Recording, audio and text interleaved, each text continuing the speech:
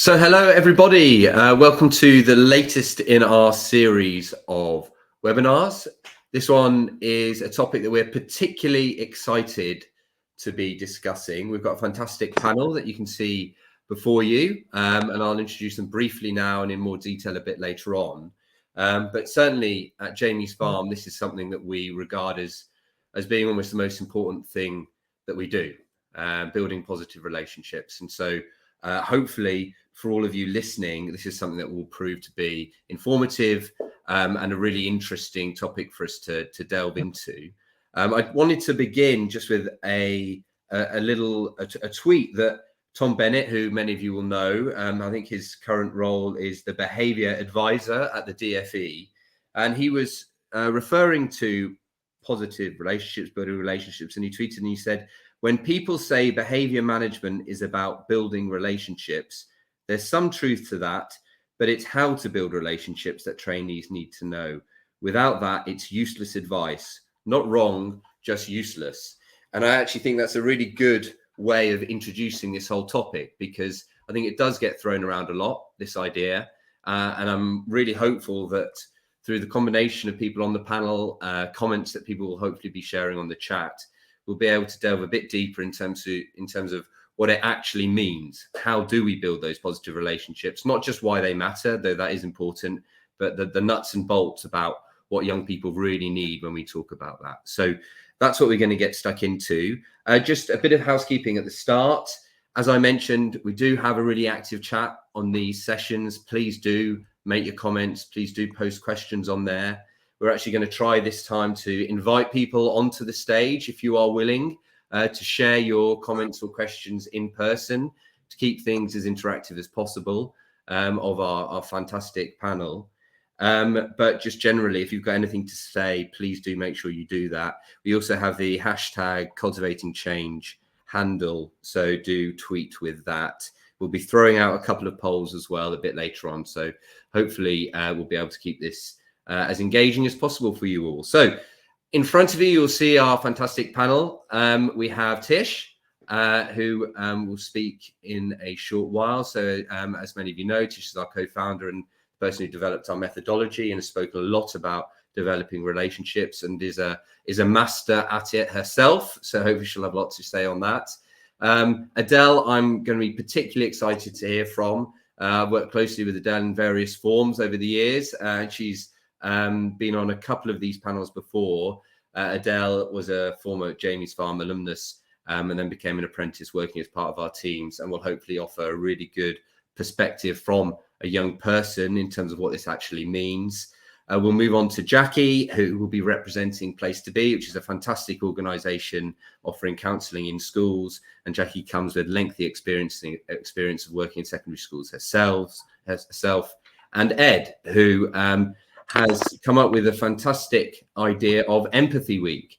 And with Ed, we'll be delving into a bit more about what empathy really means, why it's important, and how we can actually demonstrate that in our direct work. So without further ado, we are going to go straight to you, Adele. So you've had a bit of experience, Adele, working with various adults, both at Jamie's Farm and at school. I suppose the first thing that I really wanted to ask you was why you think it's important to build trust with adults as a young person. What makes it an important thing? I think having that sort of relationship of having an adult actually listen to you instead of shutting you down builds a sense of trust within that sort of thing, and then you're more likely to ask for help, ask for extra support, ask for a bit of extra whatever it is that you're going through without feeling like you're just going to be shut down. Yeah. Now, and just building on that, because it's something that people have spoken a lot about, and we've got teachers in the audience, but we've got lots of other professionals as well, and a lot of people who are interested in this subject who aren't working in the education profession at all. Some people say, why does it have to be teachers who do that? Why can't it be other adults that you might come into contact with elsewhere in life? Do you think it's particularly important for teachers to offer those kind of trusting relationships? Well, teachers are your first form of like contact within that sort of age. You don't really socialize and speak to a lot of adults except for teachers. And I think if you've built a good relationship within teachers as adults at school setting, you're then going to be able to use that later on in life. If you don't have that opportunity at school to build that trust, to build a relationship with an adult, then it's going to be a lot more difficult for you to be able to open up and ask for support when you yourself become an adult. Yeah, no, that makes a lot of sense. I'm also interested in what you feel. You mentioned earlier about kind of listening, that teachers and other adults really need to show that they're willing to listen to you. What does that actually look like in practice? What do you need them to do? I think it's more, instead, not shutting you down. Like when you ask for help, you're reaching deep inside you to ask. Like for me personally, I found it so difficult to ask for help because I just thought I was going to be shut down straight away. Luckily, I had an opportunity with a teacher that I had at school that gave me opportunities instead of limitations. She gave me reasons to like believe in myself, to push myself further. And I think with other students and other teachers as well, like that first like relationship, that first sort of situation where you ask for help, that's like the primary like thing that's going to make you want to do it over and over again, to ask for the help instead of being on your own. And with listening, like I find if someone listens to me, I feel like I'm more willing to share, more willing to like ask for more help instead of struggling on my own. Yeah, that makes a lot of sense. I mean, you said a teacher. Now you will have come across 20, 30 teachers probably when you were at school. That suggests that there's only one that you're thinking about when you're talking about that subject. I mean, what made that one teacher different from all of the others? She gave me time of day. I think in a school setting, you have so many pupils. You cannot speak to someone every 5 seconds of the day. You've got 30 plus in a classroom. And I think it only takes that one teacher to open up, to let you explain how you're finding things. Not even just about schoolwork. Like the teacher that I'm thinking of, like she came on to a James Farm residential with me, and I think that brought us a lot more closer. And obviously that's not the case for a lot of people, but I think just them explaining their struggles and how they found things difficult made me relate to them, which then made me want to explain how I was feeling and stuff like that. I think if they're more relatable instead of just shutting you down, and like especially with me, I got accused of back chatting a lot to a lot of teachers, but it was more I was just trying to get my point across. Like, and there's only a certain amount of time in a day within a school setting, so you can't always have that. And you mentioned, so you obviously were able to connect with that teacher on a residential. Not every young person or every teacher gets to go on that residential. When you think those opportunities are, those moments when teachers can offer kids that opportunity to have those moments where they can feel seen or heard? I think within a lesson, say, like you only have a certain amount of time. There's obviously 30 plus children in that class. Like you obviously cannot get to every single one of them students within that set amount of time. But me personally, if I saw that someone was struggling, I'd make it more a priority to see how they're finding things and get to the root of it. Do you know what I mean? Instead of just brushing it off. Like, obviously, it's not going to be able to be a possibility for everyone, so it's only going to be a minority amount. But yeah, I think just being able to recognise that behaviour within a lot of children isn't because they want to be naughty. It's not because they want to act out. 9 times out of 10, it's because they're struggling with different things which are impacting them being able to concentrate within the lesson. And you, I thought you spoke really well there in saying that you almost needed the teacher to show they were relatable. You needed them to kind of be a bit open about their own frailties, their own vulnerabilities. what do you say to people who would turn around and say, well, hold on, I'm not actually willing to open myself up to that because that might be used against me? Or do kids really need vulnerable adults around them? Surely they want their teachers to be strong and confident and solid. I think there's a limit of what you put yourself vulnerable towards. But obviously you're not going to make yourself the target of like your class like targeting you during lessons and not listening, then they'll use that against you. There's a limit. There's a way that you can be relatable to your pupil in a way that is still professional. Yeah, you don't have to cross that barrier within becoming like friendship and making yourself in that vulnerable situation. There is a limit.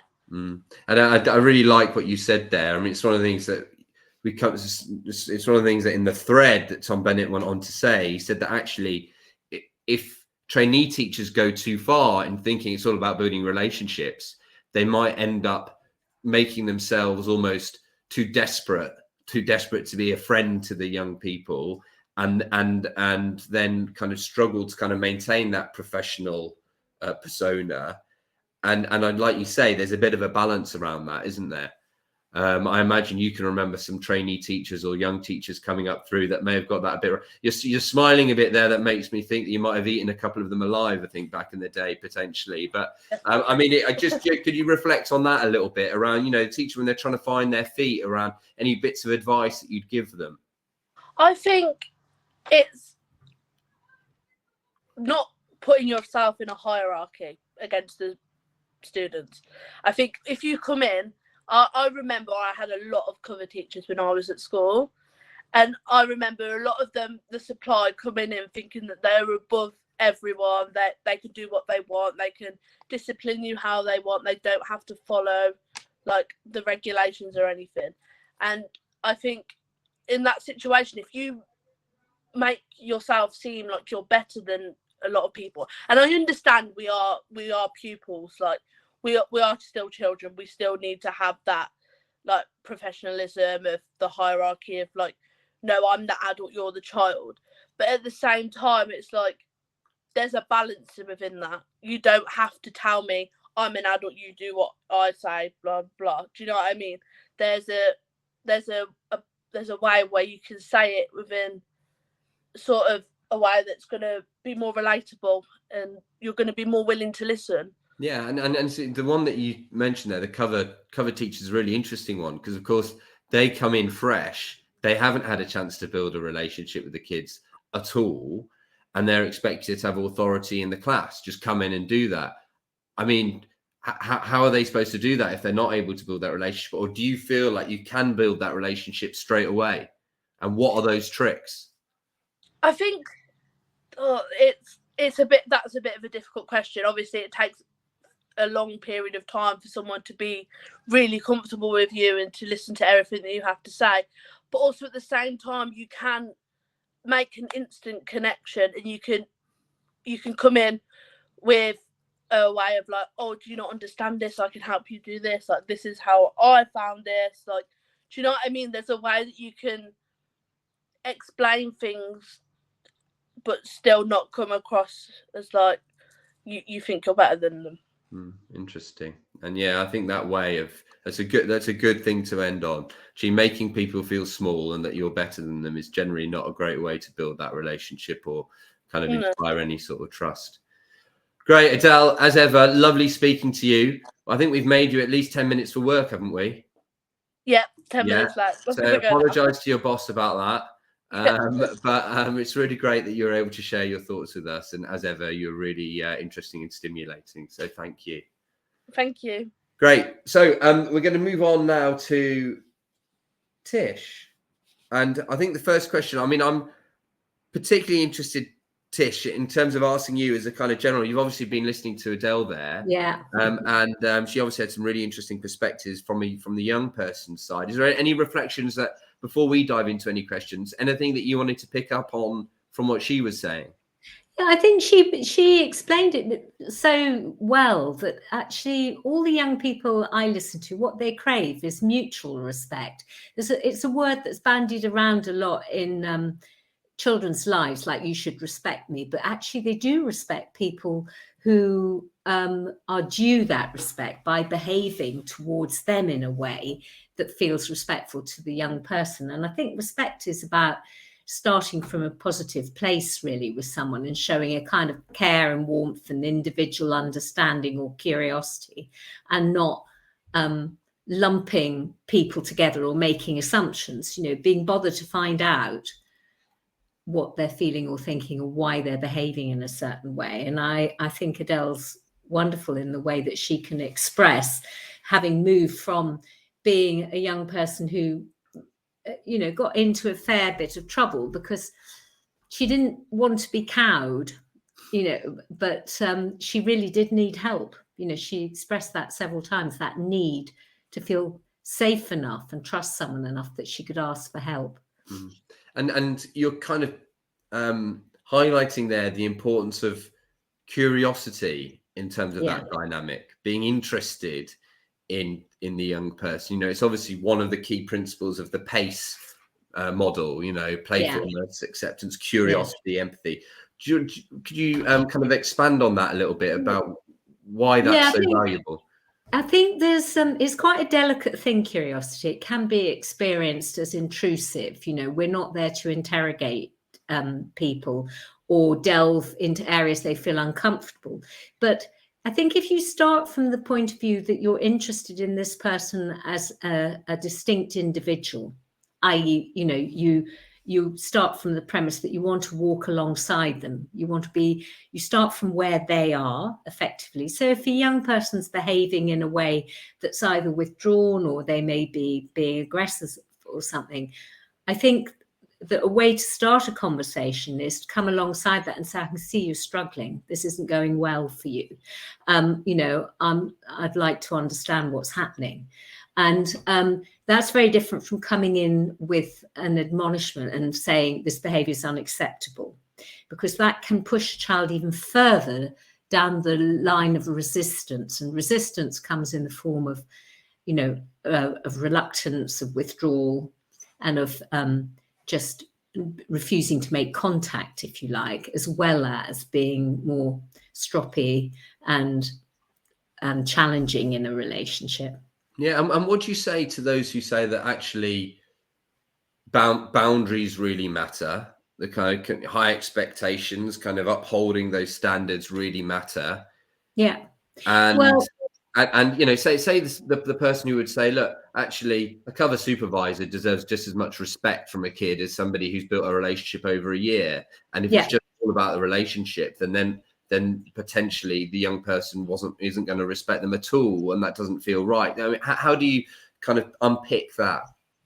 Well, I think you have to model values to young people, and one of the values that I think is of kind of kindness and warmth and concern, and you can actually uphold a boundary with a young person, say this doesn't feel okay to me. I'm not comfortable with anybody being treated in this way, or I'm not comfortable in being treated this way. I prefer to start from a positive place. And I think that Adele mentioned professionalism. I do think children do accept that the adults are adults, that they hold the authority as they should in terms of the duty of care and concern for young people and keeping them safe.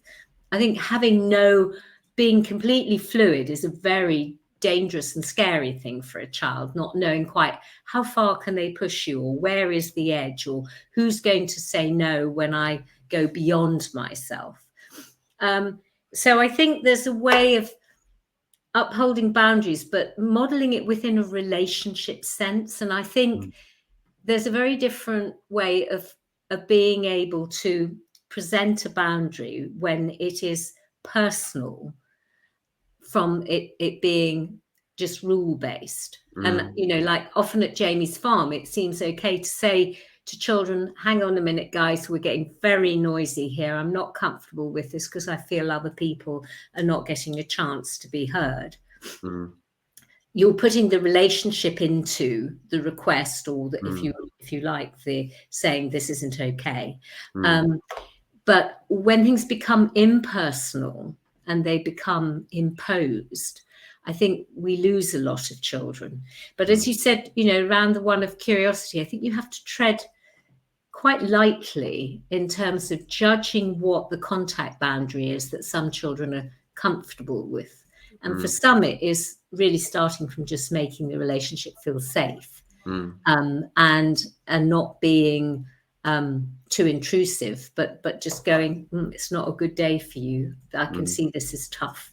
And what do you feel about what Adele was saying there about the teacher who kind of opened up a little bit about her vulnerabilities in order to connect with Adele? There's that old adage, "Oh, don't smile until Christmas." That kind of thing. With a new teacher coming into a class, I think that's a sad one, because kids, one thing they tell us over and over again is they like teachers who want to be in the classroom, and teachers who show, I actually like doing what I'm doing. I've chosen to be here.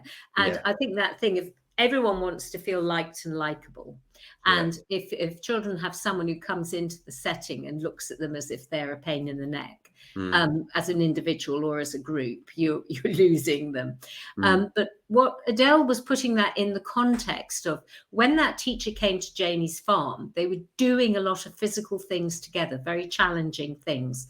And I can remember lots of teachers have come and really struggled on the hikes, say, for example. And young people have really grown in their sense of who they are when they can actually help an adult and show a sense of kindness to them. And then it's okay for an adult to say, do you know what, I wish I was fitter. I'm really struggling to breathe, and I'm finding this hard work, and it's teaching me something. I need to get more exercise or something.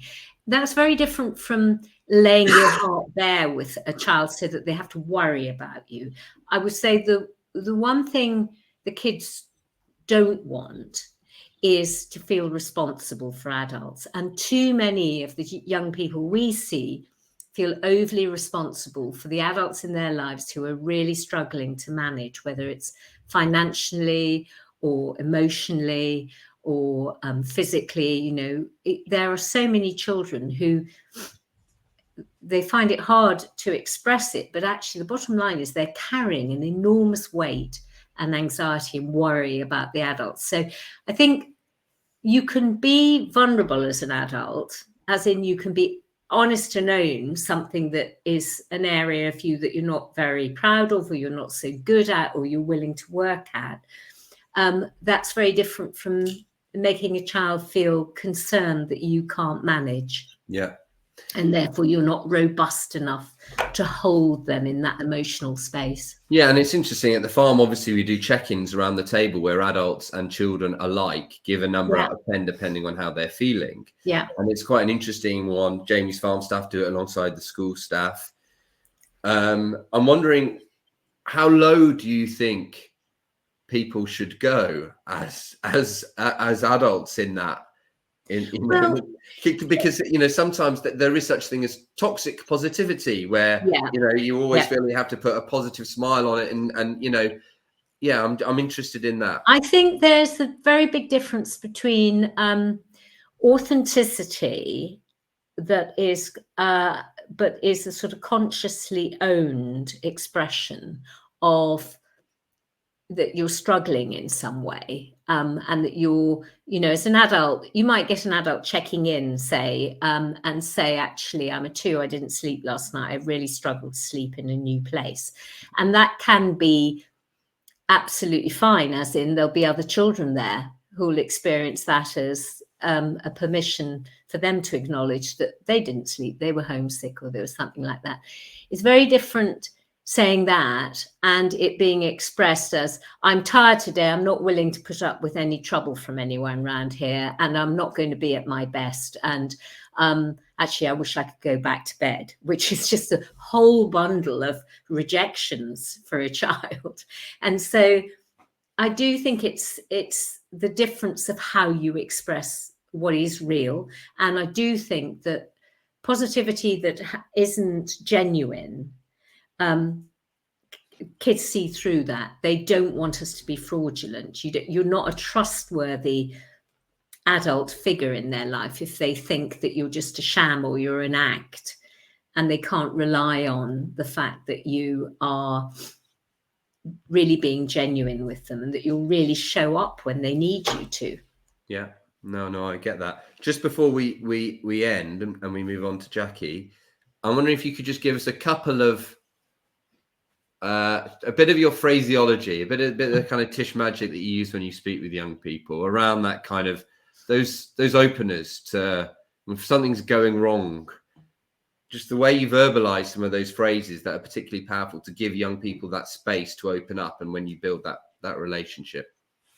Well, I always try and find something positive in a child, and I think to come alongside them at first with, like, I really enjoyed my walk with you yesterday, or if you're a teacher, you were great, or I saw you actually helping so and so out. That was very kind.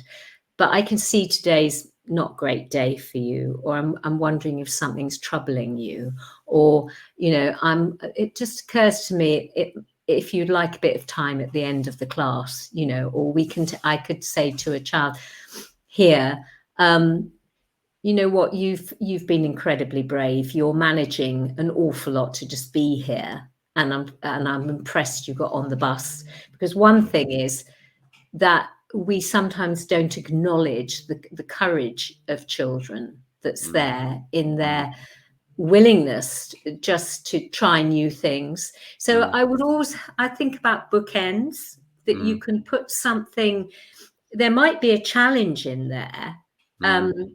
But if you have bookends that are secure and loving and caring, and basically show you like the child, and something you like about them can be very small. Even a child who's being a pain in the neck and demanding all the attention in the group, you can say, I think you're going to be a brilliant comedian, or you'd be fantastic on stage. And rather than and right now, that skill is quite difficult to manage in a big group. Yeah, great. For you, thank you. The child.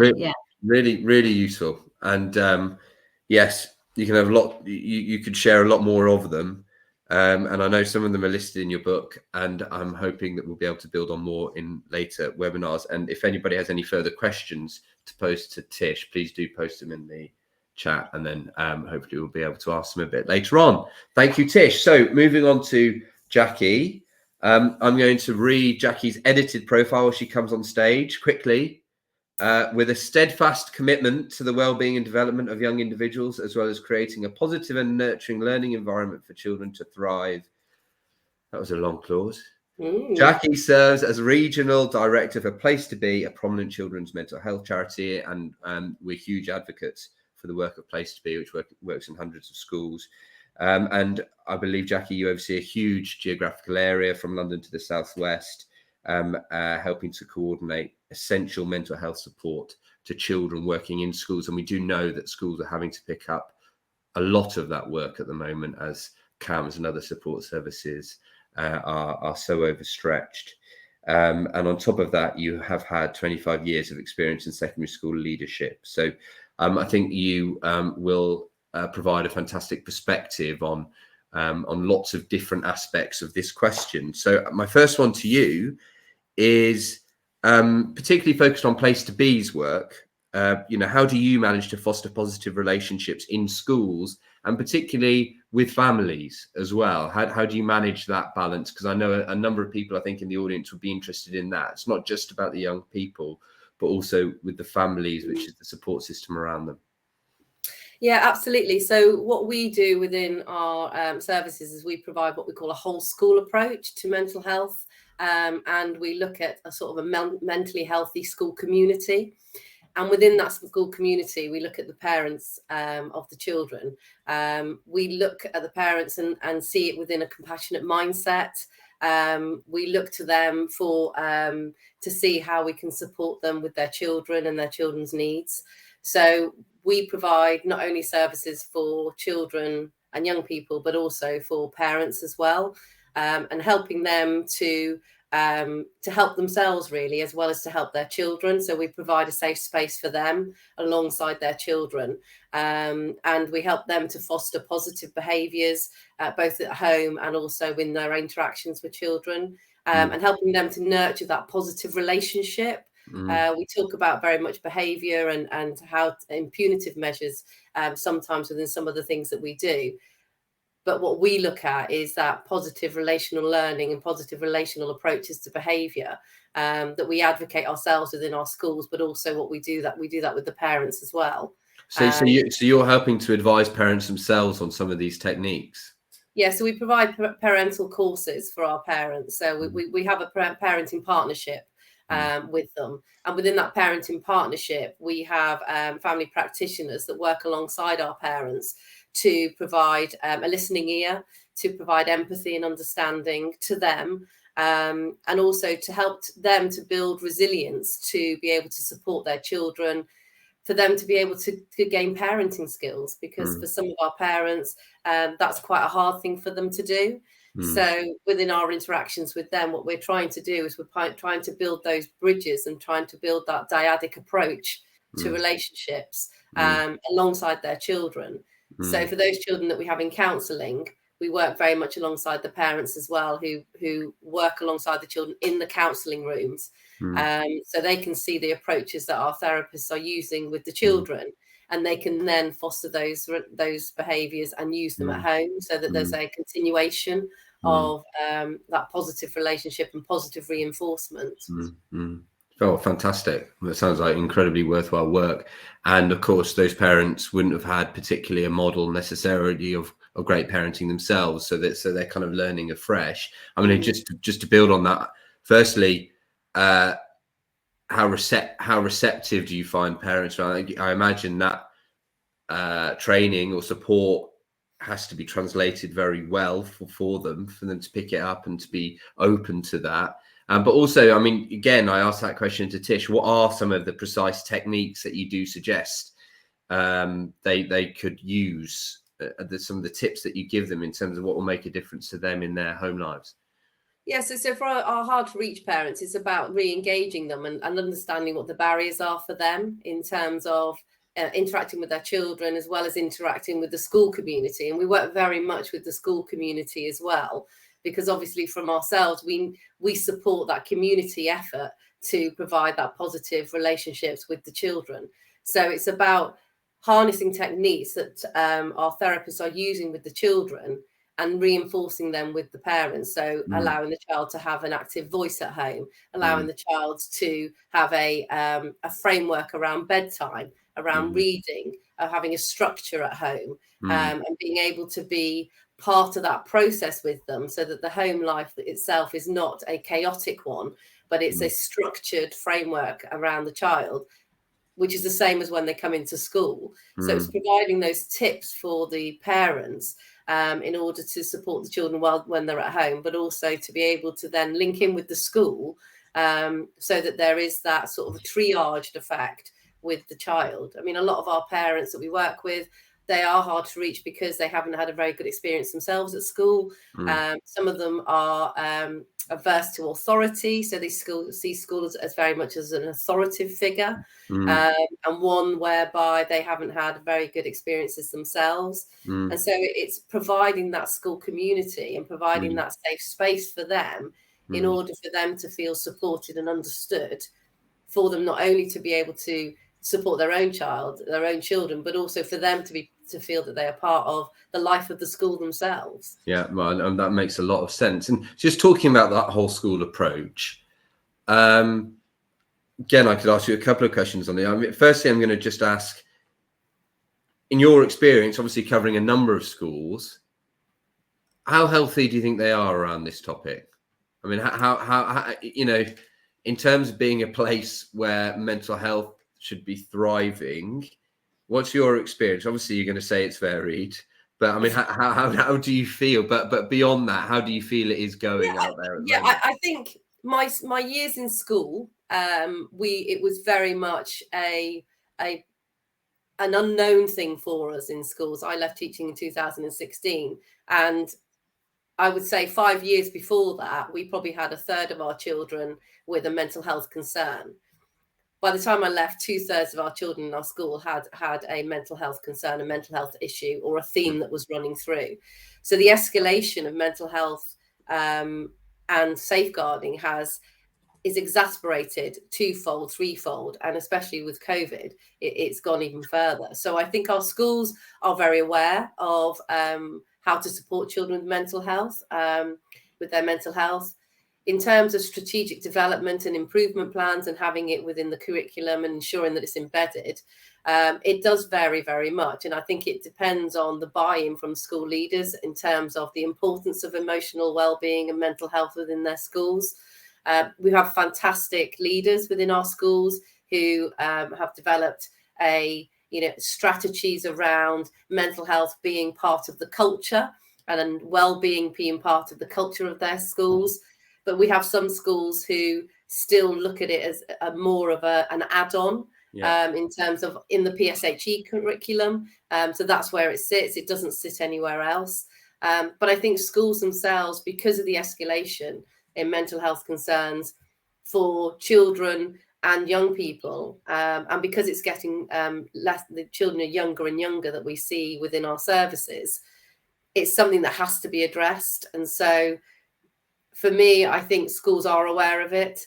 There are a number of courses that schools can go on. One is a senior mental health lead, which is free by the DFE. And I know a lot of schools haven't drawn down the grants for that they can then get supported by ensuring that their own schools have the necessary tools, resources and skills that they need to be able to have a mentally healthy school community.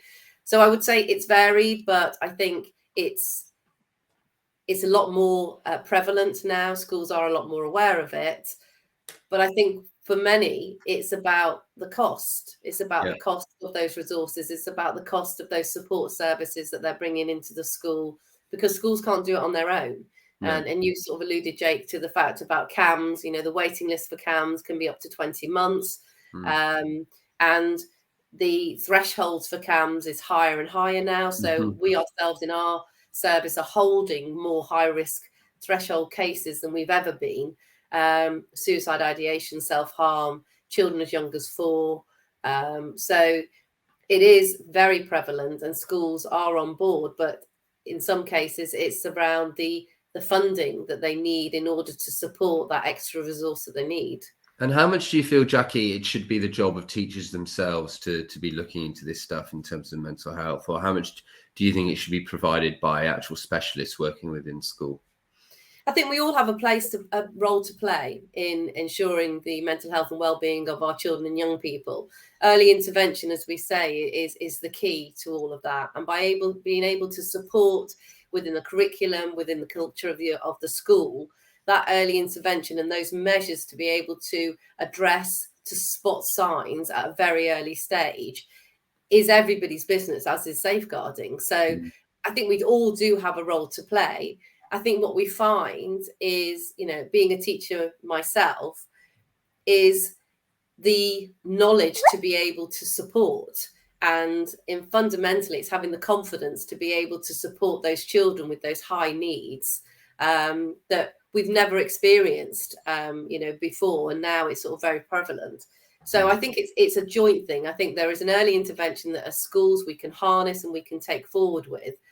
But also then when those children do get to the stage where it is about prevention, it's about therapeutic intervention, then we do have to hand that over to the experts, because they are the ones that will be able to support that child. But then we then have another onus on us when those children come back into the school environment to be able to support those children and young people. So, and that makes complete sense. Can completely agree. And if there was one thing in your trainings that you really want the teachers that you offer that training to, and kind of mainstream teachers working with children in the classroom, there's one thing you want them to take away in terms of how to build positive relationships that will help the mental health of all the young people in that school, what would it be? I think Adele, I think she eloquently said it. It's about having respect for each other. It's about having that professional curiosity about the children in your classroom. And Tish was obviously mentioning the children that, you know, we talk about Maslow's hierarchy of needs. Those children come into our schools. We know who they are. They haven't had any breakfast. They're caring for their siblings. They're taking them to school. It's about knowing your children in your school, and being able to foster those relationships with those children, and being able to communicate with them and know when there is something wrong with that child when they walk into your school. Because I love that. I love that. Knowing your children. It's a simple phrase, but it means a lot. It's hard work, but actually that's what makes a difference. Knowing them on an individual level, what's going on for them, and that's where all relationship comes from. Thank you, Jackie. That's really, really great. Please do pop some questions in the chat for Jackie. That was really interesting hearing her perspective in terms of supporting culture across a huge number of schools. So we're going to move on to Ed now. Ed has a video for us to watch. Before we allow Ed to put that up, I'm going to introduce him, which is obviously a really important thing to do. So Ed is somebody who, I love this phrase. I'm going to say it. Ed believes that in order to change the world, we first have to understand the people in it, which I think is a really good way of kind of summing up everything that you were trying to do in terms of Empathy Week. So you began as a science teacher, head of chemistry in North London, and then you entered the world of storytelling and filmmaking. In 2020, you launched Empathy Week, which is an award-winning global film program for schools that uses the power of film to develop the skills of empathy. And in just 4 years, Empathy Week has engaged 175,000 students. That's some number across 40 countries and 6 continents, with a mission to build the hashtag empathy generation. Just before we watch your film, can you just explain to us what you feel the word empathy means? Thanks, Jake. What an introduction. It's lovely to hear everyone else speaking as well. And I think mine maybe hopefully ties and links in a lot of those points that have been made. But for me, empathy is, if you had a one-word definition, because I know we haven't got loads of time, it would be understanding. Think of empathy as a synonym for understanding. And that ties in really nicely to what Jackie was just saying about knowing your children. And the crucial thing is that we all think we understand more about other people than we do. So every time I do if I had a Slido now or a Mentimeter survey, and I surveyed all of you, and I asked you to say how empathetic you think you are, how empathetic others are towards you, and how empathetic you think the world is. I've done this more times than I can count, with now over probably 2,000 people. And the trend is not always is not just I can predict the trend, I can predict the number. So if I said give a rating out of 5, people generally rate themselves 4, they rate other people 3, and they rate the world 2. And this is why I usually start with this, because people go, oh yeah, okay, I am empathetic, or I'm overly empathetic. And I liken it to driving on the road and assuming that you're always in the right lane, you've always indicated correctly, everyone else is wrong. And empathy is a bit like that. It's the skill to really kind of remove yourself and realize that actually maybe you don't know what's going on, and maybe you need to actually deploy it. So empathy for us is the ability to reserve judgment, connect with other people, and really try and understand them as their authentic self, and create that space for someone to be their authentic self. Which is words that are used all the time, but it's a lot harder to be. Well, it is a lot harder, and I'm thinking about in terms of your road analogy, reserving judgment when you're full of road rage is probably quite a good idea, because it's probably just as often your fault as anybody else's. But it's a fascinating thing. I mean, I know somebody who's a professor who's interested in AI, and what he wants to do is to create a way somehow of manifesting people's emotions out in the world in some visual way, so people can genuinely see what's going on for somebody internally. Because currently, like you're kind of alluding to, actually there is a gap there in terms of that empathy. We're not quite able to understand exactly what's going on within, and yes, we can try and develop communication strategies to do that, but there's always something kind of that might get in the way. But I know that's what your mission is, to try and improve that. So we're going to watch a film, which will be great to see. I think Chloe's going to set that up for us. We live a life very, very simply in the Himalaya. When I work in the mountain, we're taught to respect the mountains and regard the mountain as a as a goddess, you know. We believe that the mountains will protect us.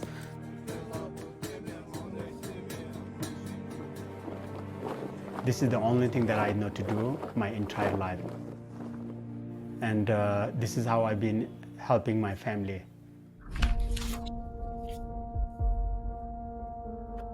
I could see nothing since the beginning, so I cannot visualize anything. Nobody give you hand you the opportunity over. You have to like go and knock the door multiple times, and I was ready to do that. I'm teaching for the kids. It's okay, I can dry my tears so easily. I'm used to crying. It's my default state.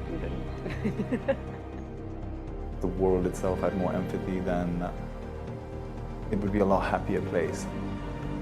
तपाईहरुलाई नेपालमा स्वागत छ।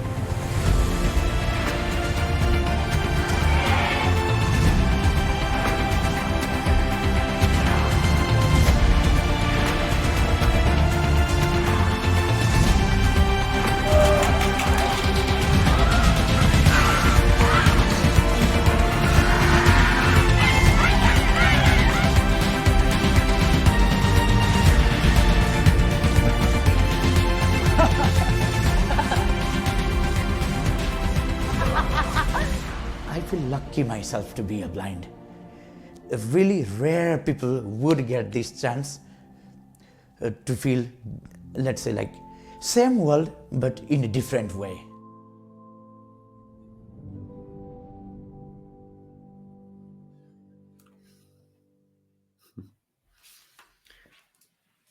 There we go. So, Ed, do you want to? Could you just? Yeah, I'll just You're going to explain. talk through a few slides. Yeah, it'd be great. It'll be great Yeah. to understand a bit more about your model through this. Great. So I'll actually, I know I've got another slide after this, but I'll just use this slide if that's all right to Chloe, who's controlling them. So I'll talk through this, but I love what you show in the trailer because it shows in 2 minutes what I would speak about for 20 minutes. So ultimately we use the power of film to develop the skill of empathy. And we've been doing this for 4 years, and we've done some pilot research with Cambridge as well, and shown that using this program and just showing 5 different lives across a series each year can actually help improve self-esteem, can increase the curiosity, which we've heard about from other speakers today, and start to build relationships. And I always kind of refer to this little diagram as kind of like our empathy Maslow hierarchy of needs. And kind of like actually thinking about scaling it up. So usually I would go through click by click, but what I want to talk about is ultimately to leverage empathy and to actually kind of, if you're a teacher and you're thinking about using this, think about how am I making someone feel seen and heard? Because if you're doing that, you're making someone feel understood. Now, everything below that pink line in the middle is things that when you first meet someone, you have no idea about.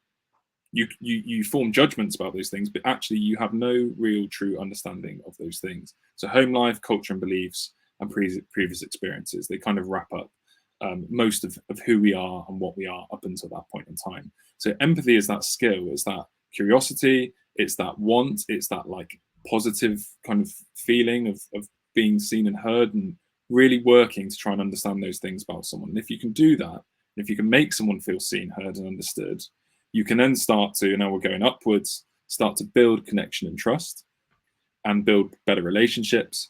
And then actually, get to the gold, the platinum, which is the belonging piece.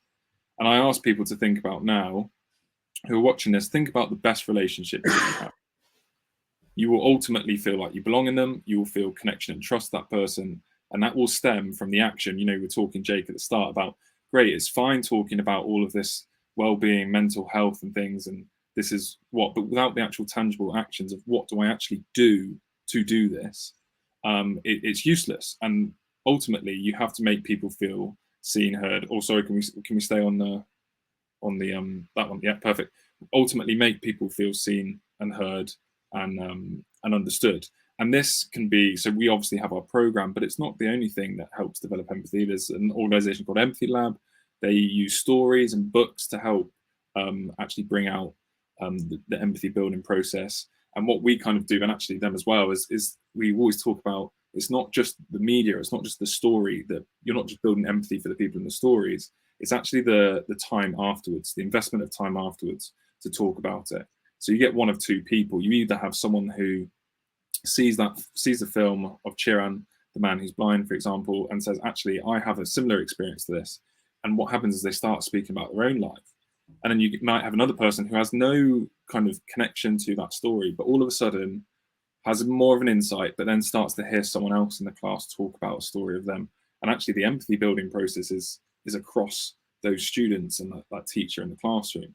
Now, the difficulty with this is obviously it takes time.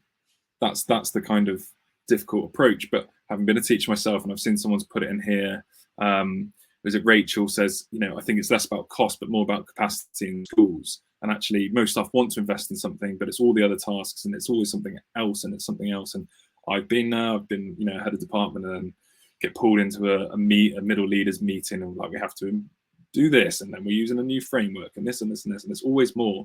So kind of Empathy Week was set up to kind of eliminate, of course, there's an investment in time at the start, but once you get it, it can be rolled out across the school, used in form, tutor time, and involve every child. So Jackie, I think, was talking about whole school approach. So we age differentiate the films and the resources, create everything. We even create like a letter for parents home, so that schools can just take that and template, and that saves them time. There's training, there's resources, and really trying to build this opportunity for children to be seen, heard, and understand each other, but also learn about the world. You'll never get rid of the experience. The best experiences are the ones in person, as you all know at Jamie's Farm, right? The best ones are getting people involved, getting them into shared experiences, and going on trips. But unfortunately, the reality is with costs and logistics, that's not possible. So how can we do that? And something I would also say, one task that I used to do as a teacher that helped me is that you could do this every week, but I think it would lose its maybe impact. But after every break, half term or full holiday, so every 6 weeks, whatever, just ask students that come into your class, write the best and worst thing that happened over your holiday. Anonymous, you don't have to know the names, you don't have to match up the students, and read it at the end, and you'll be shocked at what the general consensus is and how maybe you misread the room, or maybe how you got it right. But I remember doing it once one Christmas, and me going off about, I saw my family, and I got this present, and I read one afterwards that said, I'm still waiting for my Christmas present. And my heart just sunk. And like, as a teacher, that is just the worst feeling when you think that you're trying to connect and do the right thing, and actually you've been blabbering on about how great your holiday was, not realizing that actually one of your students has had maybe the worst holiday they've ever had. And being able to then follow up from that and work. And empathy is really about just surveying the people around you, and not in an uncomfortable way. There's also the right environment to do it in. It's interdependent of a lot of things, but it's really important. It's such a vital skill. We focus on it so much because all the other skills that you think about developing, so leadership or communication, the ability to connect with other people, empathy sits at the bottom of those. If you don't have a solid base and understanding of how to develop empathy and use it correctly, how can you be a great leader? How can you be a great listener? How can you be a great communicator? And that's kind of why we're obsessed with it, and why we're so keen to like build this out and help students and teachers. And crucially, we make it free for state and government schools. We do charge a fee to independent schools, but it works out so cheaply per child that they come back year on year. So that's what we're doing, and hopefully others can join in and use it and really see impact with how their students kind of then see the world and build that curiosity up in their students. I love it. And to be honest, building empathy across the globe is the only way to deal with some of these kind of global issues, frankly. So it's a huge mission, a hugely important one. Just drawing it back down though in terms of the kind of the individual communities, be it a workplace or a family, or even, if we focus on schools for the moment. I love your kind of little tips in there, and that kind of idea of everyone sharing their story and just saying your story matters, your narrative matters. That's just a really, to me, a really powerful idea. I'm interested in how much you feel that teachers should embark on that themselves. We had a little debate earlier around authenticity as a teacher. Yeah. How much should you, as a teacher, kind of share some of that from your perspective? I think we can overthink these things, and often when I do workshops or CPD training with teachers, I get teachers that are like, yes, I love this, I've been waiting for this. They bolt through the room and they can't wait, and then the other teachers that are literally maybe still in their classroom and a member of SLTs had to go and drag them to the training. It's that classic bell curve shape of, you know, distribution of people. But I would say people overthink it. And when I ask people to then be vulnerable and talk about their own lives, they go, oh, I don't want to be vulnerable. I'm not talking about my own life. And okay, fine. Like, you know, fine. If you don't want to open up, don't. But here's the data and here's the research that shows that if you are vulnerable in a certain way, and again, we don't want the other side. We don't want teachers, as we talked about earlier, and I heard coming and saying to all these children, oh, I've got this problem at home and this is happening, this happening. There's nothing more. Children recognize hierarchy and they recognize leadership and they recognize who the other is in the room. And ultimately, teachers, we need to build relationships over time. And this is the really important thing about empathy. You don't switch on a switch and go, I'm really empathetic now. It's a muscle. So you constantly need to go to the gym and work it and try it, and you'll get things wrong and you won't be able to use it effectively sometimes, but you'll learn. And it's about really over time building that relationship. So can I understand this lesson because I can't understand all 30 students? Is there a way that I can find out something more about this student today in my class? Next lesson, I'm going to try and maybe just even keep a note in your register. How many brothers and sisters does this person have? Or what did you have for breakfast today? Oh, didn't have breakfast.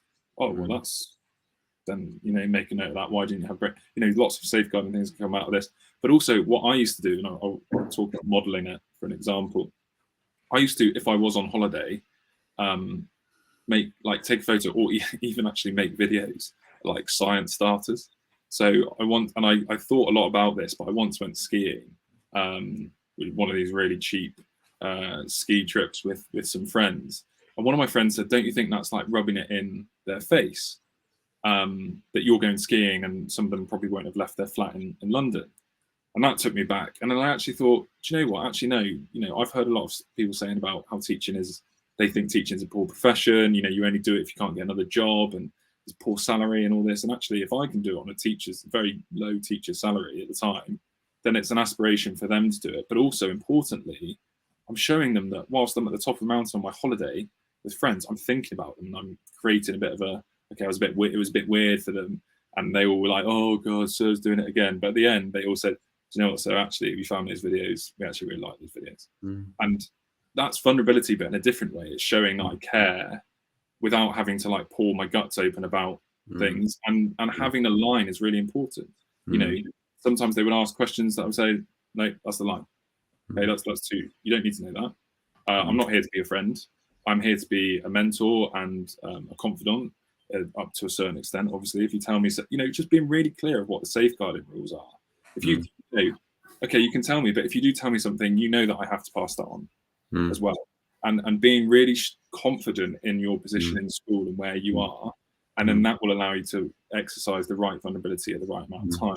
And I think something Adele said at the start about, you know, that one teacher, sometimes you have to recognize when building relationships, you are not the one to be speaking more to that student, and that you know that student has a better relationship with the teacher. And actually you recognizing and not taking on the sort of, I play basketball and we call it like hero ball, right? When you forget that you've got a team and you try and take everything on yourself and try and win the game.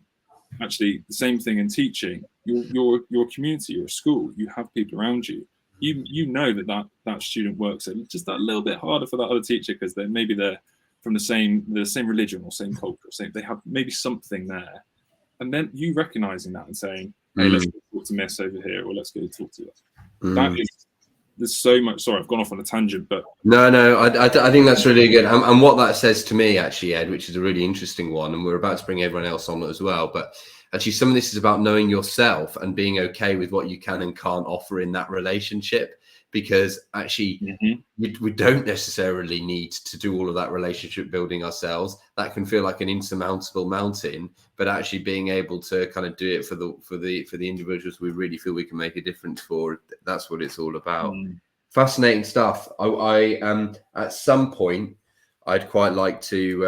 I'm particularly interested in that last step on that slide, how you get from relationships to belonging. But that might be another discussion. So we're going to invite everybody else back on. Ed, we've got a couple of questions for you that have been coming through in different channels.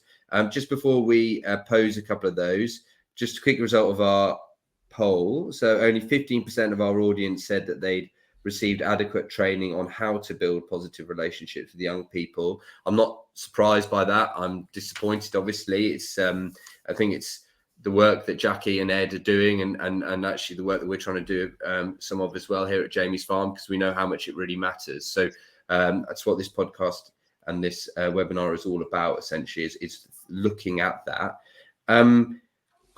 Just following on from that, Jackie, if I could ask you a quick question. So how do we encourage schools to focus on training approaches for all staff rather than seeing relationships as a kind of pastoral issue, rather than something that all teachers, no matter what they're doing, actually need to learn? I think it's a great question. And actually, yeah, I'm sure you're in a good place to answer it.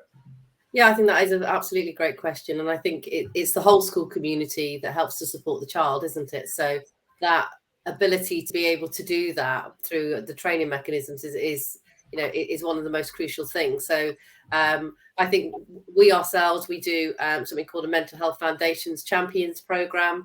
It's a foundation of knowledge for mental health within schools. It builds on the child attachment theory, and it's open to everybody. So anybody can do it. It's a free course. It's a 4-week course, and it builds those foundations of knowledge for all of our staff within schools. And a lot of our schools do that because they then provide that foundation for everybody to be able to then move the mental health support through the school to their communities. So I would say that there is training available for all staff. And I think it is really crucial that we do have all staff involved. I mean, we were talking the other day, we had an inset day, and we were talking, about the mealtime assistance. The children are most vulnerable when they're on their breaks and their lunch times. But unfortunately, those are the people within our school communities that maybe are the less trained in those sorts of things. So they're the ones that we need to encourage to go on these courses and to do the training. So the courses that are available from ourselves are for everybody, because it's a crucial thing to do. Yeah, terrific. And actually, it kind of reminds me of what that last stage of Ed's hierarchy demonstrates. Actually, if you have those relationships across the whole board of all the members of staff in a school and all the kids, then it creates that sense of belonging, because everyone has their place and everyone's building that rapport. And actually, probably some of those individuals you're talking about might well be good role models or confidants or support mechanisms for some of those young people in a way that we couldn't really understand ourselves. That's great. Thank you, Jackie. Sorry, just on that point. Sorry, because for us, I suppose, from the mealtime assistants, and they are the people that are seeing whether that child's eating during the day. They're seeing if they've actually got any food for the day. They're the ones that see the interactions that they have with their peers on a informal basis, because they're not in the classrooms. So training at all levels is really, really important. And that's why we advocate a whole school approach. Is exactly what it says. It's a whole school, whole community approach to supporting children and young people within their mental health.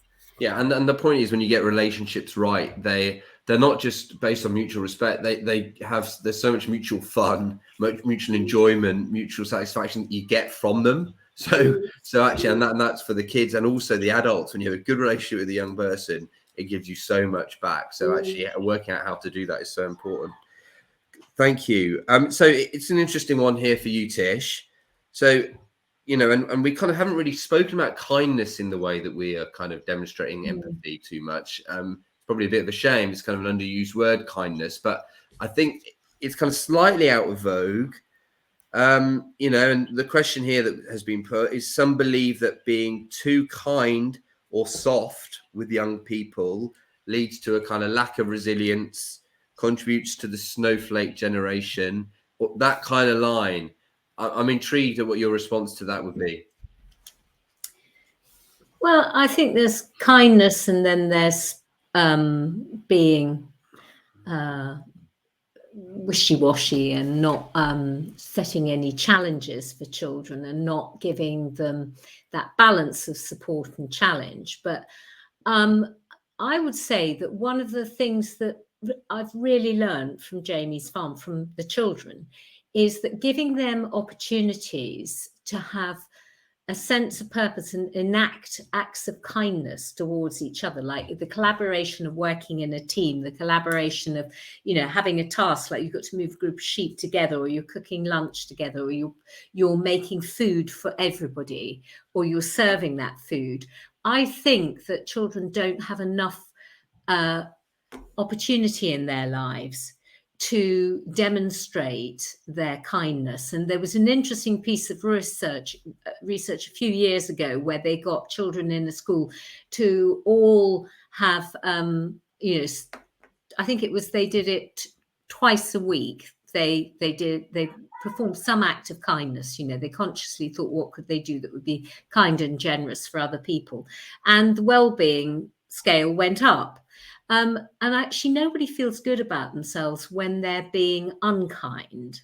At least of all children, they're very unkind to each other, but deep down, that doesn't make them feel good about themselves.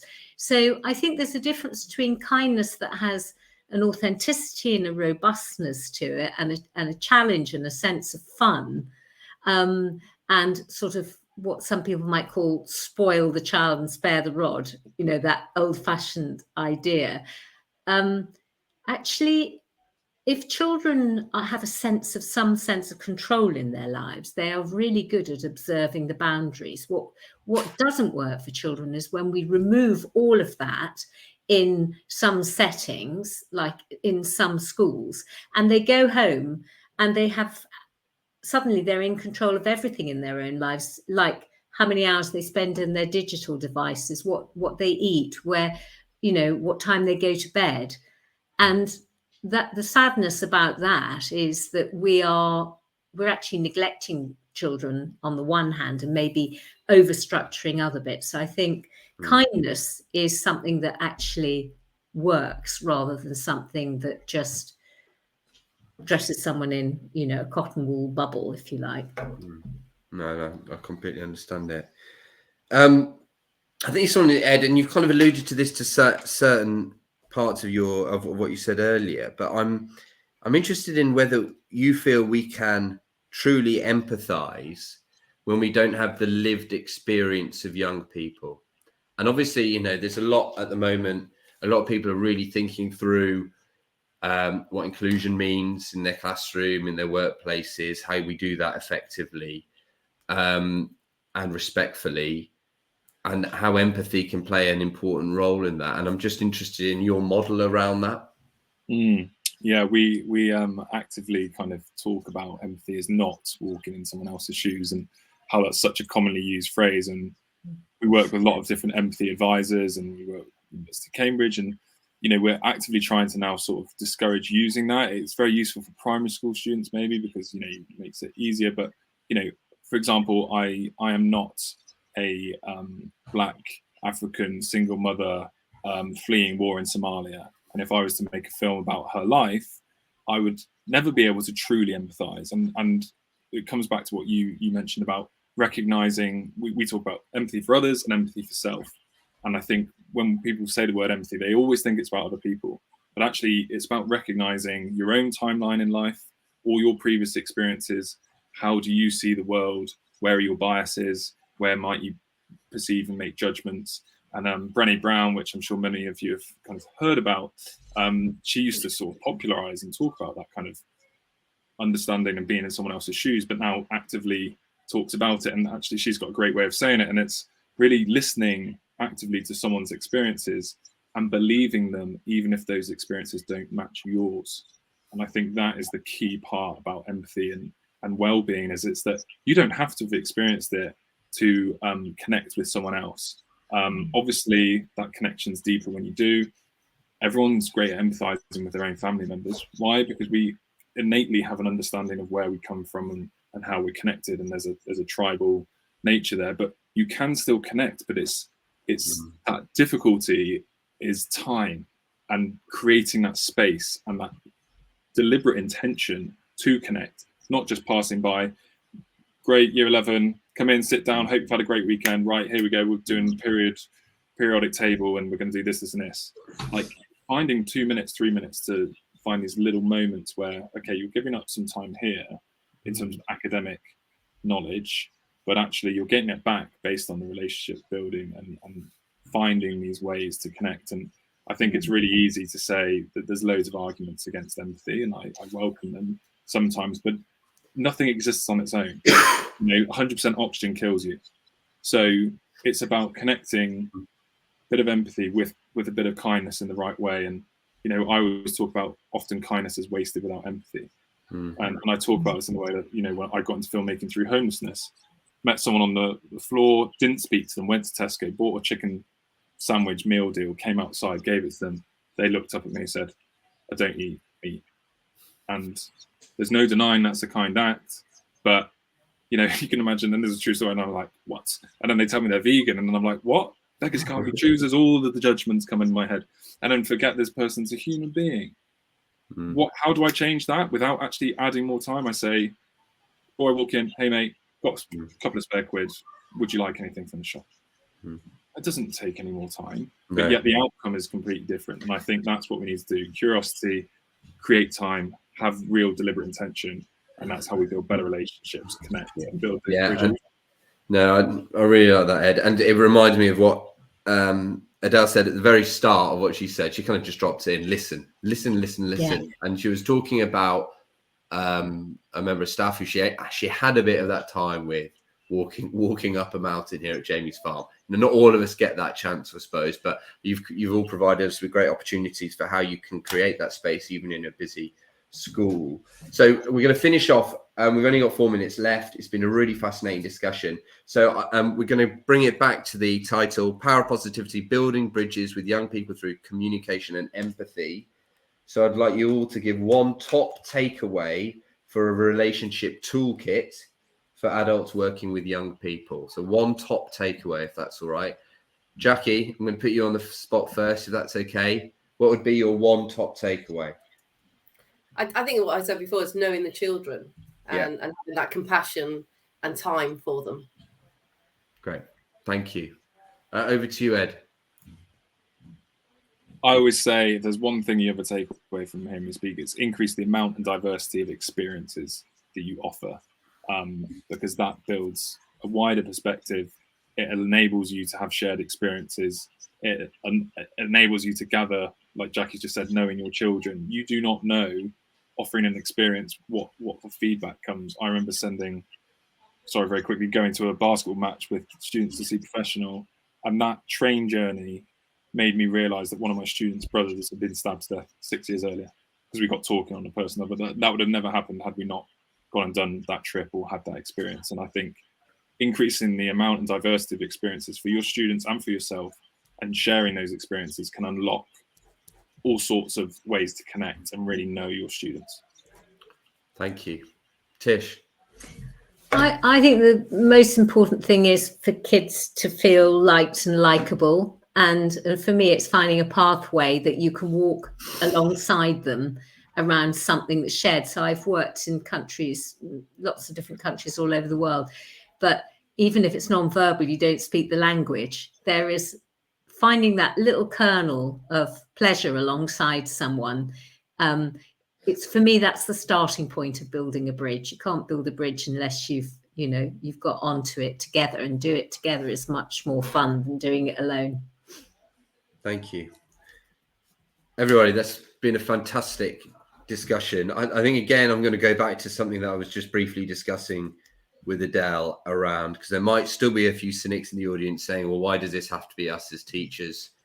Fact is, and it's something that Peter Fonagy has written a lot about for the Anna Freud Centre, previous generations of young people might have had contact with many more older people who acted as mentors, acted as support mechanisms, who kind of helped them come into the world as adults.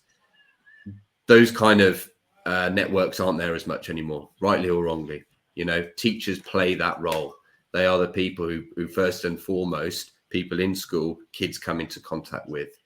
And actually understanding that, realizing that, appreciating it and valuing it for what it can give you back as a teacher in the classroom is hugely important, because I think, as everyone on the panel has alluded to, when you get it right, the joy that you get from kind of having that curiosity and that understanding and that relationship with the young person makes the whole thing so much more rewarding and fulfilling.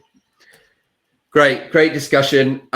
Just to say, the next one of these is going to happen. We're going to have a bit of a break, unfortunately, but we're going to do the next one in November. I'm really looking forward to that one. We're going to be focusing on behaviour once again, and we're going to particularly look at self-regulation. So we're going to, I'm sure, amass a great panel to discuss that. Thank you for attending, everybody. Really good discussion. Thank you particularly to our excellent panel, Ed, Jackie, Adele, and Tish, of course. It's been a pleasure to have you. Thank you all. Thank you.